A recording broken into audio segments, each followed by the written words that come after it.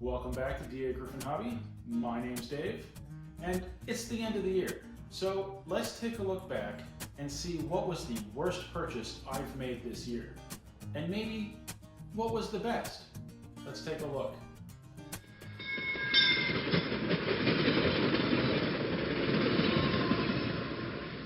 I've made plenty of purchases over the last year. Some of the stuff I've fixed and sold, but a lot of stuff is still here.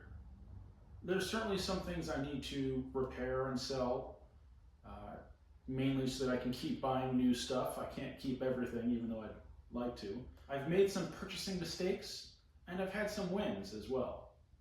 One of the wins is right behind me here, the Southern Crescent Limited. Is it perfect? No.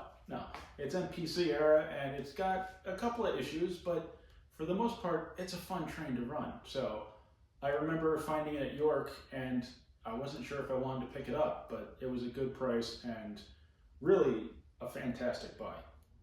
Another one of my favorite purchases from this year is also MPC era. It's the 783 scale Hudson.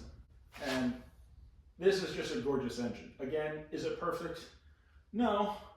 It's got a few little dings and dents and scratches, but for the most part, it's in pretty darn good condition.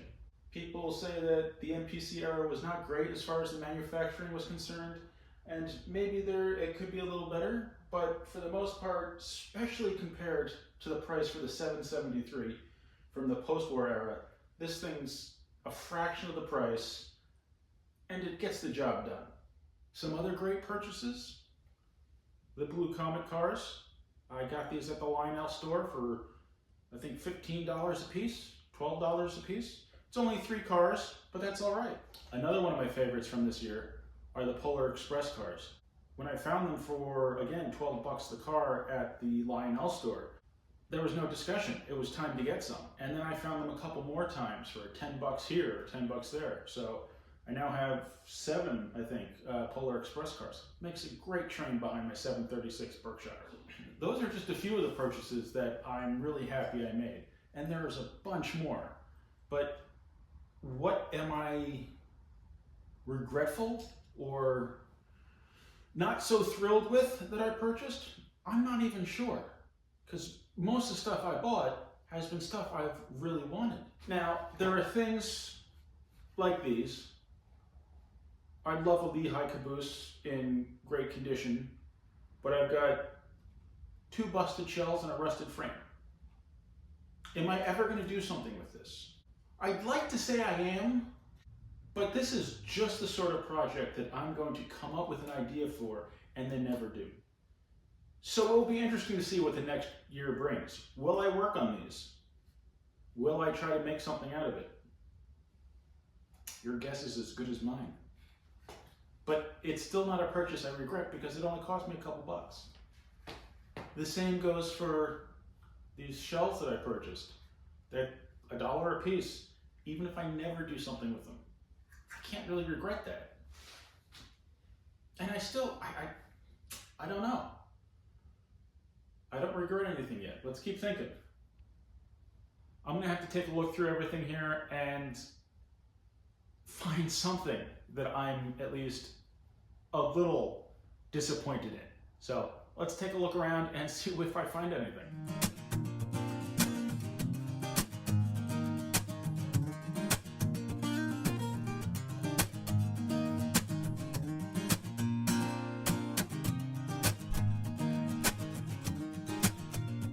So I looked through a lot of stuff, and there are things I'm thrilled with and things I'm not so thrilled with, things that didn't turn out quite the way I wanted. But honestly, I don't think there's anything I regret. Which is good, I guess. It means I'm shopping smart, I guess. Or I just love trains and I can't find anything wrong with the stuff. But let's go over some of the things that maybe I don't feel as good about. Let's call it that. This 628 GE 44-ton switcher. It's a decent engine. I like having it. I've done some maintenance on it and I installed directional lighting on it. It's a good little engine. What's the part that bothers me? I spent too much on it.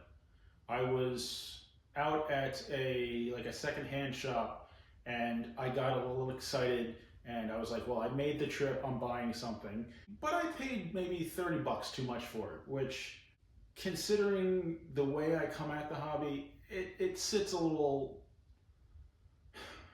it makes me feel a little uncomfortable with the whole situation. But it's good to have those situations, because now when I look at this, one of the things I think of is, do your research. Know what it's worth before you buy it. I thought it was worth more than it was, and I was wrong. While I like the engine, I could have shopped a little smarter on this one. This NW2 600 switcher. You may have seen this in some videos. I also did directional lighting in this, and I did a video on trying to repair it, and I didn't quite achieve the performance that I wanted. After a lot of great comments from people who watched the video and a little more fiddling, I figured out what the problem was. And that's the trucks become loose or were never properly staked in the first place. So that allows this bottom plate to move, and then the armature moves and binds. So what did I do to fix it? Stuck a little bit of business card in each side. First I stuck it on one side and see how it worked, then stuck it on the other side and see how it worked, and then spaced it out so that it would stay centered and not move, and it runs better. So I did not pay a lot for this because they had said that it needed work, and that's fine, I'm okay with that, but it needs a repair, I guess, to the power truck that I don't have experience with. So while it's fine, I didn't pay too much for it, I couldn't really fix it to the degree that I wanted to. So that's okay. Maybe I'll figure it out this next year. Maybe I'll be able to say, you know what, I'm okay with taking it all apart and seeing what happens. Maybe I'll find another power truck on another engine that I can replace and put on this one. Let's say the frame is damaged on the other one, or the shell is no good. So it's still, it's not a done deal, but I had higher hopes for this one. I think I honestly thought, I'll just fix it and sell it and make a few dollars, and I feel like I'm stuck with it now because I can't sell it like this because it's not fixed. So it is what it is, but again, I'm left a little uneasy about that purchase. Let's move off of engines for a second and talk about the Milwaukee road cars. Nothing wrong with them. I even did some videos about LED lighting and swapping and see how that would work out, seeing if I could get the cars lit with LEDs for under $2. And I think it broke out to about $1.10 a car. So great little experiment. I don't know if you can tell, but the LED strip that was affixed to the top fell off. So obviously that technique needs a little bit of revisiting. But again, it kind of comes down to knowing the value of what you're buying. And while I didn't pay too much for them, I feel like I paid too much for them. Even though I didn't pay too much for them, I feel like I paid too much for them. I guess my point is, know what you're shopping for, know what you're looking at, and have some reference, or be able to check what it is you're buying before you buy it if you're not familiar with it. What I should have done was, when I saw these in the store, I should have said, okay, give me a minute, let me think about it, and I should have searched MTH passenger cars. And then maybe I would have said, you know what, I'll take these, but I'm going to offer you 60 bucks instead of whatever it was he was asking for the 4 cars, I think it is. And again, not a bad purchase. They were my first passenger cars that I bought before I started buying some of the other post-war Lionel cars. So nothing wrong with them, but it's kind of a learning experience as far as knowing what you need to know when you go shopping for stuff.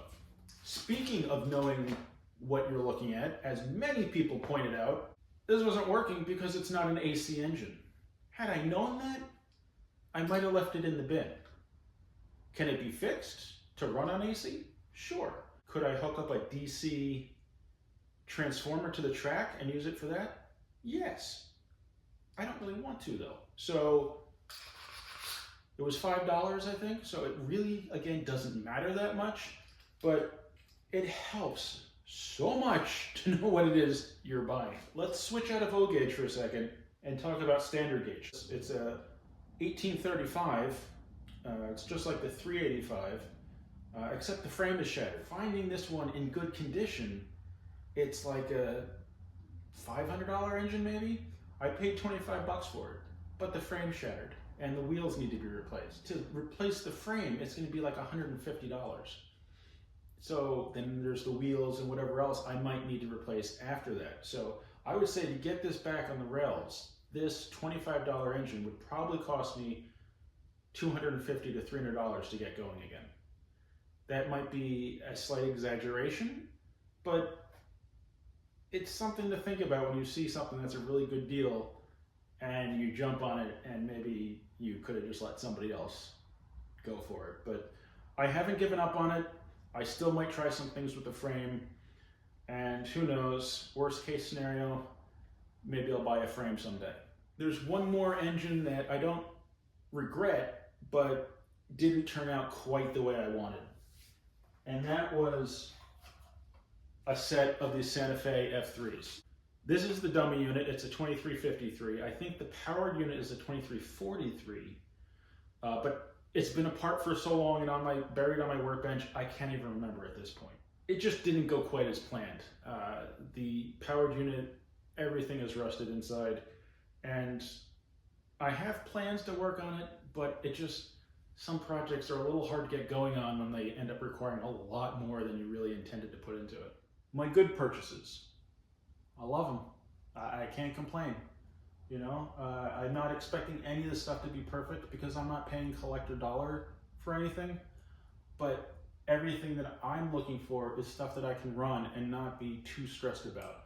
I don't want a perfect conditioned item that I'm gonna be afraid to scratch. That's not stress that I need in my life.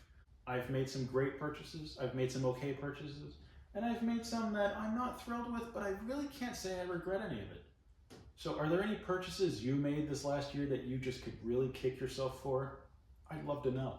And if there's anything that you are just thrilled that you bought, I'd love to know that too. So let me know in the comments.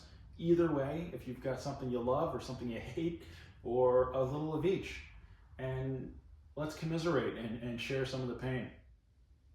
Thanks for watching. I hope you enjoyed this video. Please remember to like, comment, subscribe, and I'll see you next time on D.A. Griffin Hobby.